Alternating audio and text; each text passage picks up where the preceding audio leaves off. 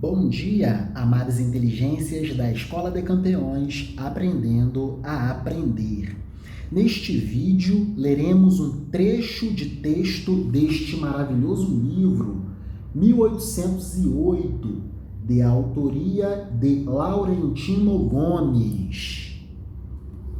Como uma rainha louca, um príncipe medroso e uma corte corrupta enganaram Napoleão e mudaram a história de Portugal e do Brasil. Editorial Globo Livros. Um pequeno trecho do capítulo 1, A Fuga, da formação do Brasil. Texto que tem que ver com a época em que a sociedade compreendia que o dinheiro que circulava na economia da sociedade tinha lastro e correspondência necessária em relação às reservas de ouro do país. Nessa época, dos inícios do século XIX, o padrão monetário era o padrão ouro. No padrão monetário ouro, a compreensão sobre a moeda é a de que toda a moeda que circula deve ter correspondência nas reservas em ouro, administradas pela autoridade monetária do país. E nesse caso, nessa época da fuga da corte de Portugal para o Brasil, a autoridade monetária era o soberano absolutista. Então, toda a moeda que circulava na sociedade pertencia ao rei absoluto. No caso, todo o ouro pertencia ao soberano absoluto. A fuga. Imagine que, num dia qualquer, os brasileiros acordassem com a notícia de que a mais alta autoridade da República, a presidente ou o presidente, havia fugido para a Austrália, sob a proteção de aviões da Força Aérea dos Estados Unidos. Com ela, teriam partido sem aviso prévio todos os ministros, os integrantes dos tribunais superiores de justiça, os deputados e senadores e alguns dos maiores líderes empresariais do país.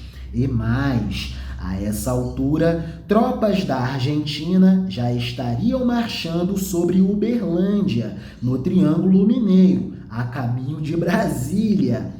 Abandonado pelo governo e por todos os seus dirigentes, o Brasil estaria à mercê dos invasores, dispostos a saquear toda e qualquer propriedade que encontrassem pela frente e assumir o controle do país por tempo indeterminado. Que provocação legal, não é? Desdobrando, provavelmente, a primeira sensação dos brasileiros diante de uma notícia tão inesperada seria a sensação de desamparo e de traição, depois de muito medo e revolta. E foi assim que os portugueses se sentiram na manhã de 29 de novembro de 1807, quando circulou a informação de que a rainha, o príncipe regente e toda a corte estavam fugindo para o Brasil sob a proteção da Marinha Britânica, sob a proteção dos ingleses.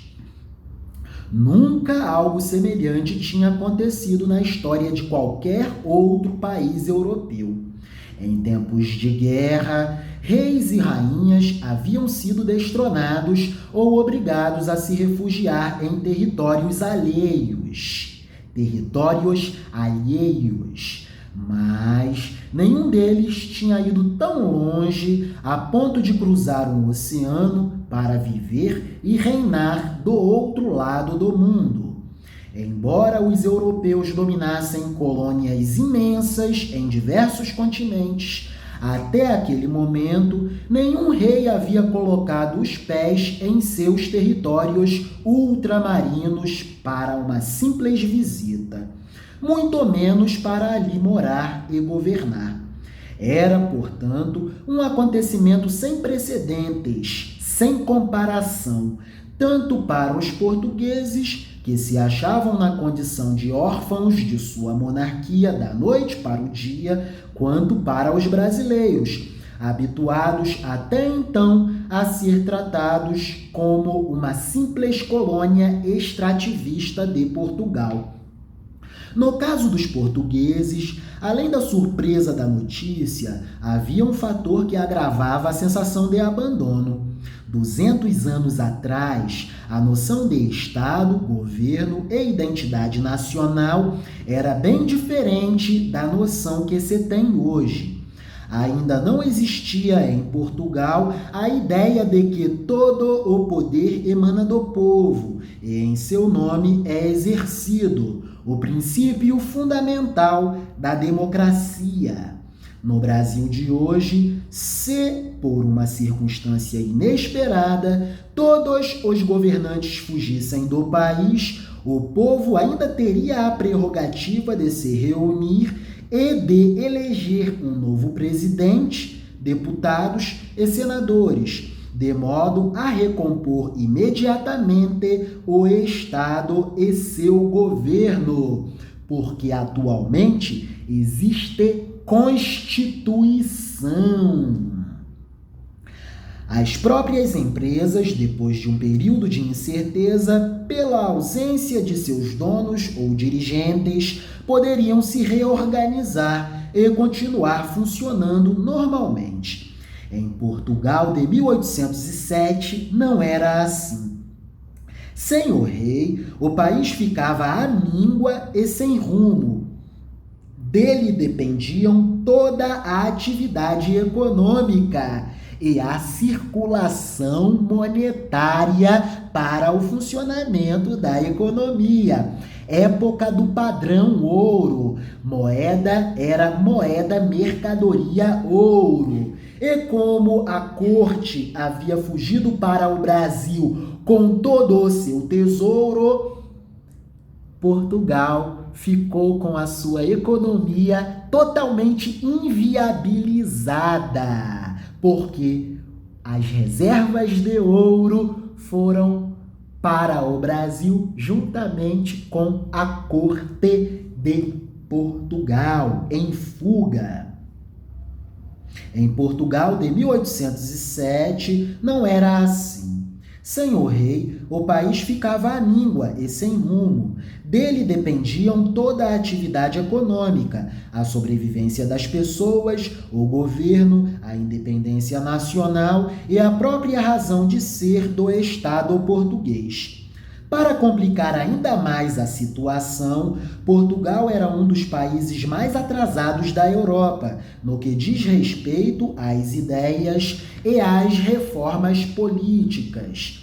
Ao contrário da Inglaterra e da Holanda, em que a realeza ia gradativamente perdendo espaço para os grupos representados no parlamento, em Portugal ainda vigorava o regime de monarquia absoluta, rei soberano absoluto, detentor de todos os poderes, poder executivo, poder legislativo e poder judiciário, todos concentrados na figura do rei. Ou seja, o rei tinha o poder total. Cabia a ele não só criar as leis, mas também executá-las e interpretá-las da forma como julgasse mais adequada. A partida da corte de Portugal para o Brasil inviabilizava a gestão da moeda em Portugal, porque na época o conceito de moeda era que moeda era moeda, mercadoria, ouro. E como a corte portuguesa fugiu com o seu tesouro para o Brasil, Portugal ficou sem condições de administrar a sua própria moeda. É isso.